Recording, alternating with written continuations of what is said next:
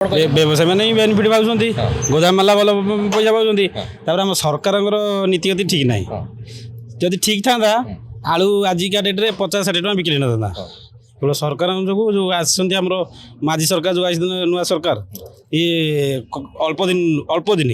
ବେଶୀ ଦିନ ୟାଙ୍କର ସରକାର ଚାଲିବ ନାହିଁ ନବୀନ ସରକାର ଥିଲାବେଳେ ଏତେ ରେଟ୍ ହେଇନଥିଲା ଆମେ ଦେଖୁଛୁ ପ୍ରଥମ ଥର ପାଇଁ ବେପାର କରିବା ଭିତରେ ଏତେ ରେଟ୍ରେ ଆମେ ବିକିନଥିଲୁ କେବେ ଆମେ 15 ଟଙ୍କା ମିନିମମ୍ 15ରୁ 20 ଟଙ୍କା ବିକୁଥିଲୁ ଏଇନା 50 ଟଙ୍କା ବିକିବାକୁ ପଡ଼ୁଛି ଆଙ୍କର ଠିକ୍ରେ ଆଲୋଚନା ଠିକ୍ ହେଇପାରୁନି ଆଲୋଚନା ଯଦି ଠିକ୍ ହୁଅନ୍ତା ଏତେ ରେଟ୍ ଆଜିକା ଡେଟ୍ରେ ମାନେ ତଳସ୍ତର ମଧ୍ୟସ୍ଥ ଲୋକମାନେ ଏତେ ହଇରାଣ ହୁଅନ୍ତିନି ସେମାନେ କିଛି ନାହିଁ ଖାଲି ଧୂଆଁ ମାଡ଼ ମାରୁଛନ୍ତି ଏ ଯେଉଁ ଆମର ମନ୍ତ୍ରୀ ଅଛନ୍ତି ଯେଉଁ ଆମର ଯେଉଁ ଯୋଗାଣ ମନ୍ତ୍ରୀ ଖାଲି ଏସିରେ ବସିକି ଖାଲି ପବନ ମାରୁଛନ୍ତି କିନ୍ତୁ ଆଉ କିଛି କରିପାରିବେନି 30 ଟଙ୍କାରେ ଆମେ ଯୋଗାଇ